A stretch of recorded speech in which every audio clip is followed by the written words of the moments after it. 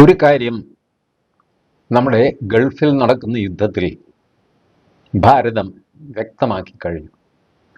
എനിക്കും അത് വളരെ ഇഷ്ടപ്പെട്ടു. കാരണം കുറേ കാലമായി ഇത് തട്ടിക്കളിക്കുന്നു. ഇത് നമ്മുടെ ഹോർമുസ് കടലിടുക്ക്.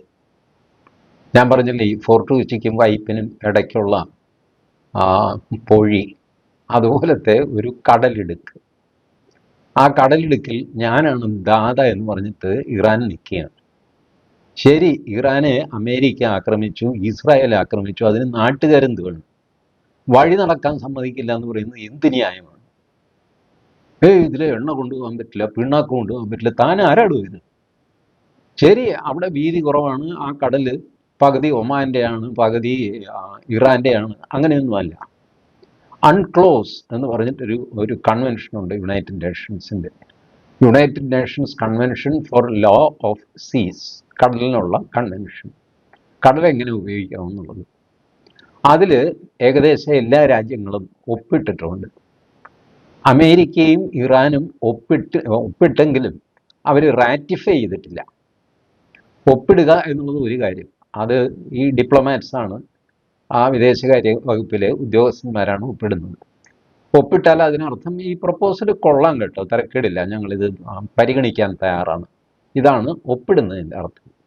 റാറ്റിഫൈ ചെയ്യാന്ന് പറഞ്ഞാൽ അവരവരുടെ രാജ്യങ്ങളിൽ അതിനനുസൃതമായ നിയമം ഉണ്ടാക്കുകയോ പാർലമെൻറ്റിൽ പാസ്സാക്കുകയോ കോടതിയിൽ പോകുകയോ, എന്താണെന്ന് വെച്ചാൽ ആ ഫോർമാലിറ്റി കംപ്ലീറ്റ് ചെയ്തിട്ട് റാറ്റിഫൈ ചെയ്തു എന്ന് പറഞ്ഞ് യുണൈറ്റഡ് നേഷൻസിനെ അറിയിക്കണം. അതാണ് റാറ്റിഫിക്കേഷൻ. ഈ രണ്ടാമത്തെ കാര്യം ചെയ്യാത്ത രണ്ട് രാജ്യങ്ങളാണ് ഇറാനും അമേരിക്കയും. അപ്പോൾ ഇറാൻ പറയുന്നത്, ഞാൻ ഇത് റാറ്റിഫൈ ചെയ്തിട്ടില്ല, അതുകൊണ്ട് ഈ കൺവെൻഷൻ എനിക്ക് ബാധകമല്ല, ഇതിലെ പോകുന്നവരൊക്കെ ഞാൻ പരിശോധിച്ചൊക്കെ വിടുള്ളൂ, തടയുന്നല്ല, പരിശോധിച്ച് വിടും. അതായത് ഡേഞ്ചറസ് കാർഗോ ആണോ എന്ന് പരിശോധിക്കും. ഡേഞ്ചറസ് കാർഗോ എന്ന് പറഞ്ഞു കഴിഞ്ഞാൽ അതിനകത്ത് എണ്ണക്കപ്പലും കൂടെ പെടും എന്നാണ് ഇറാൻ്റെ വാദം. ഇതിങ്ങനെ ഈ തർക്കവും വാദവും ഒക്കെ കർട്ടന് പുറകിൽ നടന്നുകൊണ്ടിരിക്കുക. ഇതിനിടയ്ക്ക് ഇന്ത്യ യൂണിലാറ്ററലായിട്ട് അങ്ങ് പ്രഖ്യാപിച്ചു, ഇറാൻ റാറ്റിഫൈ ചെയ്തോ ഇല്ലയോ എന്ന് ഞങ്ങൾക്ക് അറിയേണ്ട കാര്യമില്ല. ഒരു ഇൻ്റർനാഷണൽ മര്യാദ വെച്ചിട്ട് വഴി നടക്കാനുള്ള അവകാശം എല്ലാവർക്കും ഉള്ളതാണ്, അത് ഞങ്ങൾക്കും ഉള്ളതാണ്. അതുകൊണ്ട് ഞങ്ങളുടെ കപ്പലുകൾ ഞങ്ങൾ എടുത്തുകൊണ്ട് പോകും, ആരായി എന്താണെന്ന് വെച്ചാൽ ചെയ്തോ, ഞങ്ങൾ നോക്കിക്കോളാം. എന്നിട്ട് ഗൾഫ് ഓഫ് ഒമാൻ്റെ ഭാഗത്തുള്ള ആ ഗൾഫിൽ കൊണ്ടുപോയിട്ട് ഇന്ത്യൻ നേവിയുടെ കപ്പലുകൾ നിരത്തി കയറുവാടാ ഇങ്ങോട്ട് എന്ന് പറഞ്ഞു. സ്ട്രെയിറ്റ് ഓഫ് ഹോർമുസിലേക്ക് കയറിയില്ല കേട്ടോ, അങ്ങോട്ട് യുദ്ധക്കപ്പലുകൾ സാധാരണ കയറാറില്ല, ഒരു രാജ്യത്തിൻ്റെയും കയറാറില്ല. ഇപ്പം ഈ ടെൻഷൻ നിലനിൽക്കുമ്പോൾ പോലും അമേരിക്ക പോലും യുദ്ധക്കപ്പൽ അങ്ങോട്ട് കയറ്റാൻ മടിച്ചു. കാരണം ഒന്നാമത് വീതി കുറവാണ്, ആഴം കുറവാണ്, ഒരു ഡേഞ്ചറസ് ആണ് ആ സ്ഥലം. അപ്പോൾ അതുകൊണ്ട് നമ്മുടെ കപ്പലുകൾ കടന്നു വരുമ്പോൾ നമ്മൾ സ്വീകരിക്കുന്നു, പിന്നെ എസ്കോർട്ട് ചെയ്ത് ഇന്ത്യയിലേക്ക് കൊണ്ടുവരുന്നു. ഇതാണ് നമ്മളിത് പരസ്യമായിട്ട് പറഞ്ഞു. അല്ലേ, നമ്മൾ പരസ്യമായിട്ട് പറഞ്ഞു, അതിനൊരു പേരും കൊടുത്തു, ഓപ്പറേഷൻ ഊർജ സുരക്ഷ. മോദിക്ക് അങ്ങനെ ഒരു പരിപാടിയൊന്നുമില്ല. എന്ത് സാധനത്തിനും പുള്ളിയൊരു Operation Sindoor, Operation White Rose, Operation ഹാത്ത് പേര് കൊടുത്തു. അങ്ങനെ ഓപ്പറേഷൻ ഊർജ സുരക്ഷ എന്നിട്ട് പറഞ്ഞു ഓപ്പറേഷൻ സങ്കൽപ്പ് എന്ന് പറഞ്ഞ് പണ്ട് മുതലേ ഞങ്ങളുടെ ഒരു ഏർപ്പാടുണ്ട്. കാരണം ഈ എണ്ണ പിണ്ണാക്കൊക്കെ കൊണ്ടുപോകുന്ന കപ്പലുകൾക്ക് സംരക്ഷണം കൊടുക്കുന്ന ഒരു പദ്ധതിയുണ്ട്. ആ പദ്ധതിയുടെ ഒരു പുനരാവിഷ്കാരമാണ് ഓപ്പറേഷൻ ഊർജ സുരക്ഷ എന്ന് പറയുന്നത്. ഇത് കേട്ടപാടെ പാകിസ്ഥാനും ഞങ്ങളും അങ്ങനെയാണെന്ന് പറഞ്ഞിട്ട് അവരും ഇന്ത്യ പറഞ്ഞ പോലെ തന്നെ അവർ പ്രഖ്യാപിച്ചു. അവരും ഒരു പേര് കൊടുക്കണമല്ലോ, ഓപ്പറേഷൻ അൽ ബുർഖ കുസ്കിൻ എന്ന് പറഞ്ഞാൽ അങ്ങനെ എന്തോ ഒരു ഏടാകൂടം പിടിച്ച പേര്. യുവമാരുടെ പേരൊന്നും മനുഷ്യൻ്റെ വായിക്കൊള്ളില്ല. മാത്രമല്ല അത് കാണാതെ പിടിച്ചിട്ട് എനിക്ക് ഒട്ടും മോക്ഷം കിട്ടാനുമില്ല. അവൻ എന്ത് പേരിട്ടാലും ഇട്ടില്ലെങ്കിലും എനിക്കെന്താ. ഏതായാലും പാകിസ്ഥാനും നമ്മുടെ ഒപ്പം പ്രഖ്യാപിച്ചു. അപ്പോൾ ഇറാൻ പറഞ്ഞു, അല്ല നിങ്ങളോട് അല്ലെങ്കിൽ തന്നെ ഞാൻ പൊക്കോളാൻ പറഞ്ഞതാണല്ലോ എന്ന് ഇറാൻ. കാരണം ഈ പൊക്കോളാൻ പറഞ്ഞ് പോകണ്ടെന്ന് പറഞ്ഞു കഴിഞ്ഞാൽ ഇവർ പോകാതിരിക്കും.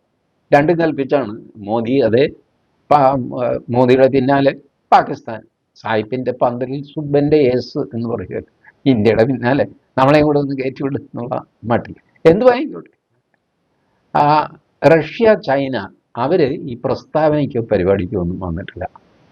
അവർ ഇറാനോട് പറഞ്ഞു, ഞങ്ങളുടെ കപ്പൽ കൊണ്ടുപോകും കേട്ടോ. അല്ല, കൊണ്ടുപോക്കോ ചേട്ടാ, പ്രശ്നമൊന്നും ഇല്ലല്ലോ. ഒരു പ്രശ്നം, നമ്മൾ തമ്മിൽ എന്ത് പ്രശ്നം? ഇങ്ങനെ പറഞ്ഞിട്ടാണ് അവർ കൊണ്ടുപോകുന്നത്. അവർ ഈ വകുപ്പും ചട്ടമൊന്നും ഉദ്ധരിക്കാൻ പോയില്ല. അവർക്ക് ഏതായാലും പോകും എന്നുള്ളത് ഉറപ്പാണ്. അതുകൊണ്ട് അവർ പോയി. ഇത് കഴിഞ്ഞപ്പോൾ Denmark, Norway, England, Germany, Japan, America എല്ലാവരും അങ്ങ് പ്രഖ്യാപിച്ചു, ഞങ്ങളൊക്കെ അങ്ങ് പോകാൻ പോവാണ്. അങ്ങനെയാണ് സ്ട്രേറ്റ് ഓഫ് ഹോർമൂസിലൂടെ കപ്പലുകളെല്ലാം ഇപ്പോൾ പോകുന്നത്. ഇറാൻ ഒന്നും ചെയ്യുന്നില്ല സ്ട്രേറ്റ് ഓഫ് ഹോർമൂസിൽ. കാരണം ഈ കച്ചവടം അത്ര മുതലായില്ല ഇറാൻ. ഇറാൻ ധരിച്ചത് എന്താണെന്ന് വെച്ച് കഴിഞ്ഞാൽ, പുള്ളി കണ്ണി കണ്ടവരെയൊക്കെ അങ്ങോട്ട് ആക്രമിക്കും, കണ്ണി കണ്ടവരെ കപ്പലൊക്കെ തകർക്കും. അങ്ങനെയൊക്കെ ചെയ്ത് കഴിയുമ്പോൾ എല്ലാവരും ചേർന്ന് അമേരിക്കയുടെ കാല് പിടിക്കും. പൊന്നു ചേട്ടാ, ഈ യുദ്ധം നിർത്ത്, ഞങ്ങളെ ഇയാൾ ഇരുത്തി പൊറപ്പിക്കുന്നില്ല എന്ന് പറഞ്ഞ് അമേരിക്കയുടെ കാല് പിടിക്കുന്നു പറഞ്ഞു. ഒരൊറ്റ പട്ടി അമേരിക്കയുടെ കാല് പിടിക്കാൻ പോയില്ല. ഇറാനോട് പറഞ്ഞു, താൻ തന്നെ കണക്ക് വേറെ തീർക്ക്, പിന്നെ ഞങ്ങൾ ഇടപെടണം, നമ്മൾ വേറെ ഇടപെടാം, ഈ കപ്പൽ വിട്, കപ്പൽ പിടിച്ചുള്ള കളി വേണ്ട. അങ്ങനെ സാമ്പത്തിക രംഗം തകർത്ത് താൻ നേടണ്ട, അങ്ങനെ താൻ നേടാൻ പോകുന്നില്ല. അങ്ങനെ ടഫായി കഴിഞ്ഞപ്പോൾ ഇറാനും മനസ്സിലായി, ഈ കളി ശരിയാവില്ല. അങ്ങനെ സ്ട്രേറ്റ് ഓഫ് ഹോർമൂസ് ഇപ്പോൾ ഏകദേശം തുറന്നു. പക്ഷേ അമേരിക്കക്കാർക്ക് വേണ്ടി തുറന്നില്ല. അമേരിക്കൻ കപ്പലുകൾ വിടുകയില്ല എന്ന് ഇറാൻ. അമേരിക്കയ്ക്ക് ഇത് ആവശ്യപ്പെടാനൊട്ട് നിർവാഹമില്ല. കാരണം അവരും ഇത് റാറ്റിഫൈ ചെയ്തിട്ടില്ല, കൺവെൻഷൻ റാറ്റിഫൈ ചെയ്തിട്ടില്ല അമേരിക്ക. ഇറാൻ പറഞ്ഞു, പോയി റാറ്റിഫൈ ചെയ്തിട്ട് പാടുക, അന്നേരം ആലോചിക്കാം, ഇങ്ങനെയൊക്കെ പറഞ്ഞു നിൽക്കുകയാണ്. അതല്ലെങ്കിൽ തന്നെ യുദ്ധമാണ്, ശത്രു രാജ്യത്തിൻ്റെ കപ്പൽ വിടുന്ന പ്രശ്നമില്ല എന്നുള്ള ഇറാൻ്റെ നിലപാട്. ഇപ്പോൾ ഡൊണാൾഡ് ട്രംപ് പറയുന്നത്, ഞാൻ ഹോർമൂസ് കടലിടുക്ക് തുറക്കും, അതാണ് എൻ്റെ ലക്ഷ്യം, അത് നേടിക്കഴിഞ്ഞാൽ ഞാൻ യുദ്ധം നിർത്താം. ഹോർമൂസ് കടലിടുക്ക് തുറന്നു കിടന്നതല്ലേ? ഇയാളുടെ ആരും ഇയാൾ ഈ യുദ്ധം തുടങ്ങിയത് കൊണ്ടാണ് ഹോർമൂസ് കടലിടുക്കിൽ ഇറാൻ ഞെക്കിപ്പിടിക്കുന്നത്. അതിനു മുമ്പ് ഞെക്കിപ്പിടുത്തം ഉണ്ടായിരുന്നില്ലല്ലോ. നേരെ തുറന്നിട്ടതല്ലേ. അതിൽ ആര് പോകുന്നെന്ന് ഇറാൻകാർ നോക്കാറ് പോലുമില്ല. എത്രയോ വള്ളങ്ങൾ, കപ്പലുകൾ, കൊച്ചു വള്ളങ്ങൾ, ബോട്ടുകൾ, അത് ഇതൊക്കെ അതിൽ പോകുന്നു. ആര് നോക്കുന്നു? ഇയാൾ ഈ യുദ്ധം തുറന്നു കഴിഞ്ഞപ്പോഴാണ് ഇവന് തിരിച്ചടിക്കാൻ നിർവാഹമില്ല, എന്നാൽ പിന്നെ ഇവിടെ പിടിച്ച് ഞെക്കാമെന്ന് വിചാരിച്ചു. ഇതാണല്ലേ സംഭവിച്ചത്. ഇപ്പം അയാൾ പറഞ്ഞു, അത് തുറന്നു കഴിഞ്ഞാൽ യുദ്ധം തീരുമെന്ന്. എന്നാൽ പിന്നെ യുദ്ധം തുടങ്ങിയത് എന്തിനാണ്? ഇത് തുറക്കാനാണെങ്കിൽ തുറന്നു കിടന്ന സാധനം വഴക്കുണ്ടാക്കിയിട്ട് അടപ്പിച്ചിട്ട് ഇപ്പോൾ പറയാൻ വഴക്ക്, ഇത് തുറക്കാൻ വേണ്ടിയിട്ടാണ് എൻ്റെ വഴക്ക്. ഇങ്ങനെയൊക്കെ പറഞ്ഞാണ് ട്രംപ് നടക്കുന്നത്. മഹാകഷ്ടമാണ്. കേരളത്തിലെ കാര്യം, ഇന്ത്യയിലെ കാര്യം, ഇന്ത്യൻ മുസ്ലിങ്ങളുടെ കാര്യം പരമദാരിദ്ര്യമാണ് കേട്ടോ. നിങ്ങളിപ്പോൾ എന്തെങ്കിലും ജാഥയോ ഐക്യദാർഢ്യമോ കാണുന്നുണ്ടോ? ഇറാൻ ഒരു മുസ്ലിം രാജ്യമല്ലേ? ഇറാന് അനുകൂലമായ ഒരു ജാഥ, ഒരു പ്രകടനം, ഒരു ഐക്യദാർഢ്യം എവിടെയെങ്കിലും കാണുന്നുണ്ടോ? പിണറായി വിജയനോ ജമാഅത്തെ ഇസ്ലാമിയോ ആരെങ്കിലും? തെരുവിൽ ഒരൊറ്റ എണ്ണം ഇറങ്ങുന്നില്ല. ഇറാൻ ജയിക്കും, ഇറാൻ ജയിക്കും, ഇറാൻ ജയിച്ചുകൊണ്ടിരിക്കുകയാണെന്നൊക്കെ പറഞ്ഞിട്ട് മീഡിയ വണ്ണിൽ ചില ചർച്ചകളും വാർത്തകളും കാണിക്കും എന്നുള്ളതല്ലാതെ വേറെ ഒരെണ്ണം മിണ്ടുന്നില്ല. കാര്യം എന്താണെന്നറിയാമോ? അടിച്ചില് വീണ പോലെ. ഇറാനെ സപ്പോർട്ട് ചെയ്യുക എന്ന് പറഞ്ഞാൽ അതിനർത്ഥം ഗൾഫ് രാജ്യങ്ങളെ എതിർക്കുക എന്നുള്ളതാണ്. ഗൾഫ് രാജ്യങ്ങളെ എതിർക്കാൻ പറ്റുമോ? 1 കോടി ആൾക്കാർ നമ്മുടെ അവിടെ കിടക്കുക, അവരെ തള്ളി പറയാൻ പറ്റുമോ? ഇല്ല. എന്നാൽ ശരി, ഗൾഫ് രാജ്യങ്ങളെ അനുകൂലിക്കാം, ഇറാനെ എതിർക്കാം എന്ന് വെച്ചാലോ അത് അമേരിക്കയെ അനുകൂലിക്കുന്നതായിട്ട് വ്യാഖ്യാനിക്കപ്പെടും, ഇല്ലേ? ഗൾഫ് രാജ്യങ്ങളുടെ സംരക്ഷണം അമേരിക്കയാണ്. അപ്പോൾ അമേരിക്കയ്ക്ക് അനുകൂലമായി പോകും. ചുരുക്കി പറഞ്ഞാൽ അങ്ങോട്ടും മേല ഇങ്ങോട്ടും മേല. അതുകൊണ്ട് കേരളത്തിൽ ഈ തീ പിടിച്ച തെരഞ്ഞെടുപ്പ്, വാശിയേറിയ തെരഞ്ഞെടുപ്പ് വന്നിട്ട് ലോകത്തെ ഒരു ഇസ്ലാമിക രാഷ്ട്രമായ ഇറാനെ അമേരിക്ക ചന്നം ഭിന്നം ആക്രമിക്കുന്നതിൽ പ്രതിഷേധിക്കാൻ ഒരു മനുഷ്യനില്ല എന്ന് പറഞ്ഞു കഴിഞ്ഞാൽ മനസ്സിലാകുന്നുണ്ടല്ലോ ഇവരൊക്കെ ചെന്ന് പെട്ടിരിക്കുന്ന കുരുക്കെങ്ങനെയാണ്. ഇതൊക്കെയാണ് ഇന്ത്യക്ക് വേണ്ടി മാത്രം സംസാരിക്കുന്നവർക്ക് കിട്ടുന്ന ഗുണം. കാരണം അവർക്ക് എപ്പോഴും സംസാരിക്കാൻ പറ്റും. അവർ ഇന്ത്യയുടെ താല്പര്യമാണ് സംസാരിക്കുന്നത്. എനിക്ക് സംസാരിക്കാൻ ഒരു മടിയുമില്ലാത്ത അതിൻ്റെ കാരണം എന്താണെന്ന് വെച്ചാൽ, എനിക്ക് അമേരിക്കയോടും വിധേയത്വമില്ല, ഇറാനോടും വിധേയത്വമില്ല, ഗൾഫ് രാജ്യങ്ങളോടും വിധേയത്വമില്ല. അവരന്നം തരുന്നവരാണ്. അന്നം ജോലി ചെയ്ത് കിട്ടുന്ന ശമ്പളമാണ്. അല്ലാതെ ചുമ്മാ തരുന്ന ശാപ്പാടൊന്നുമല്ല, അത്രയ്ക്ക് അങ്ങ് പൊക്കാനൊന്നുമില്ല. ഇതൊക്കെ എല്ലാവർക്കും മനസ്സിലാകും. എൻ്റെയും ധാരാളം സുഹൃത്തുക്കൾ ഗൾഫിലുണ്ടെന്ന്, അവരൊക്കെ ജീവിക്കുന്നതുകൊണ്ട് അവർ കാശുണ്ടാക്കുന്നതൊക്കെ എനിക്കറിയാം. പക്ഷേ ഈ വല്ലാതെയുള്ള ഒരു ദാസ്യ മനോഭാവമുണ്ടല്ലോ, അയ്യോ നമ്മളെ ജീവിപ്പിച്ച് നിർത്തുന്നത് ഗൾഫാണ്, അങ്ങനെയൊന്നുമല്ല. ഗൾഫില്ലാത്തപ്പോഴും നമ്മൾ ജീവിച്ചിരുന്നതാണ്. ഇനിയിപ്പോൾ ഗൾഫ് തീർന്നു പോയാലും നമ്മൾ ജീവിക്കും. ബട്ട് ഗൾഫിലെ ആൾക്കാർ മര്യാദക്കാരാണ്. അത് സൗദി അറേബ്യയിലാണ് ആരാണെങ്കിലും അവർ പൊതുവെ മര്യാദക്കാരും ശാന്തപ്രകൃതിക്കാരുമാണ്. ഇപ്പോഴും നിങ്ങൾ നോക്കിക്കോ, ഇറാൻ ഇത്രയും ആക്രമണമൊക്കെ നടത്തിയിട്ട് അവർ തടുത്തതല്ലാതെ അവർ തിരിച്ചടിക്കുന്നില്ല. കാരണം ഇത് വർദ്ധിപ്പിക്കാൻ, അവരായിട്ട് ഈ യുദ്ധം വർദ്ധിപ്പിക്കാൻ അവർ ആഗ്രഹിക്കുന്നില്ല. പക്ഷേ ഇപ്പോൾ സംഭവിച്ചിരിക്കുന്നത്, ഇറാൻ ഇറാൻ്റെ ആവശ്യം എന്തായിരുന്നു? ഇവരെ ആക്രമിക്കുമ്പോൾ ഇവരെല്ലാം കൂടെ അമേരിക്കയുടെ കാല് പിടിച്ചിട്ട് പുനഃചേട്ടാ യുദ്ധം നിർത്തുക എന്നൊക്കെ പറഞ്ഞിട്ട് ബഹളം വയ്ക്കുമെന്നാണ്. അവരത് ചെയ്തില്ല, പകരം തിരിച്ചു ചെയ്തു. സൗദി അറേബ്യയിലെ രാജാവ്, നിയുക്ത രാജാവ് അല്ലെ crown prince Mohammed bin Salman അമേരിക്കയോട് പരസ്യമായിട്ട് പറഞ്ഞു, ഈ യുദ്ധം നിർത്തരുത്, ഈ യുദ്ധം നിർത്തരുത്, ഇറാൻ കംപ്ലീറ്റ് വാഷ് ഔട്ട് ചെയ്തിട്ട് വേണം നിർത്താൻ. കാരണം ദുർബലമായിട്ടാണെങ്കിലും ഇറാൻ നിലനിന്നാൽ, അല്ലെങ്കിൽ ഇപ്പം ഈ കണ്ടീഷനിൽ ട്രംപ് ഇത് ഇട്ടിട്ട് പോവുകയാണെന്ന് വെച്ചു, അയാൾക്കിത് പുല്ലാണ്. നമ്മൾ കുറച്ച് പേര് കൂവും, ആ ആശാനൊരു യുദ്ധത്തിന് പോയിട്ട് എങ്ങും എത്താതെ നാണക്കേടായിട്ട് തിരിച്ചു പോയി എന്ന് പറയും. നമ്മുടെ ഈ പറച്ചിലോ കളിയാക്കലോ ഒന്നും ട്രംപിന് ഒരു ചുക്കുമല്ല. അയാളിത് അറിയുന്നുണ്ട്. അയാൾക്ക് പോയി പണി നോക്കണമെന്ന്, എത്രയോ നാണക്കേട്, എന്തെല്ലാം, അവർക്ക് ഇതൊന്നും പ്രശ്നമല്ല. നാണം കെട്ടും പണം നേടിക്കൊണ്ടാൽ നാണക്കേട് ആ പണം തീർത്തുകൊള്ളും എന്നുള്ളതാണ് അമേരിക്കക്കാരൻ്റെ പോളിസി. അവൻ എവിടെയൊക്കെ എന്തെല്ലാം തെമ്മാടിത്തരം കാണിച്ചിരിക്കുന്നു, അവൻ്റെ കാശുണ്ട്, അവൻ്റെ ശക്തിയുണ്ട്, പട്ടാളമുണ്ട്, അവൻ നേടിക്കൊണ്ട് പോകുന്നു. ഇനി നേടിയില്ലെങ്കിൽ അവൻ വേറെ എന്തെങ്കിലും വർത്താനം പറഞ്ഞിട്ട് അവനവിടെ നിന്ന് വരും. അഫ്ഗാനിസ്ഥാനിൽ നിന്ന് അവന് ഊരി, വിയറ്റ്നാമിൽ നിന്ന് അവന് ഊരി, ഇറാഖിൽ നിന്ന് അവന് ഊരി.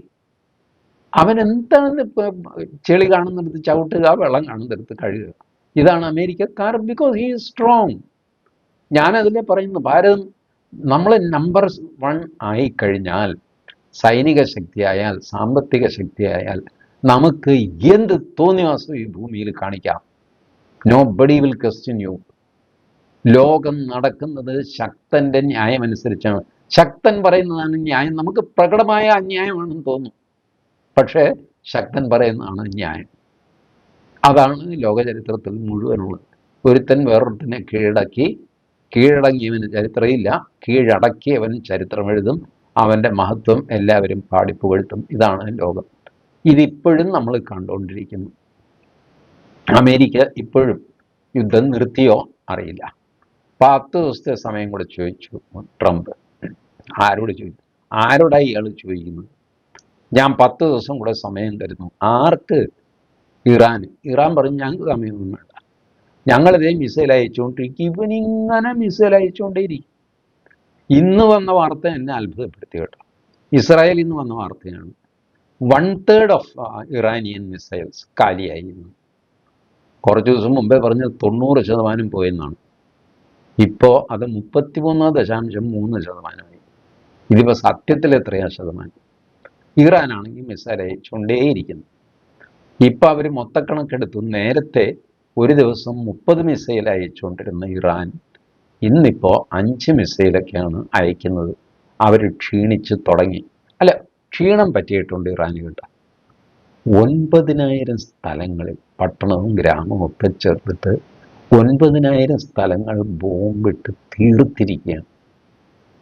ഇന്നലെ അവരുടെ ആണവ കേന്ദ്രങ്ങൾ, ഇറാനിലെ ബോംബുണ്ടാക്കുന്നതല്ല, അതല്ലാതെ എനർജി, കറണ്ട് ഉൽപ്പാദിപ്പിക്കുന്ന സ്ഥലങ്ങളടക്കം ഇസ്രായേൽ കയറി ആക്രമിച്ചിരിക്കുകയാണ്. ഇസ്രായേലിനിട്ട് നല്ല അടി ഇറാൻ കൊടുത്തിട്ടുണ്ട്. ഇസ്രായേലിൻ്റെ അണുവായുധ കേന്ദ്രങ്ങൾ, അത് ആയുധ കേന്ദ്രങ്ങൾ തന്നെയാണ്, അതിനടുത്ത് വരെ ഇവരുടെ മിസൈൽ എത്തിയിട്ടുണ്ട്.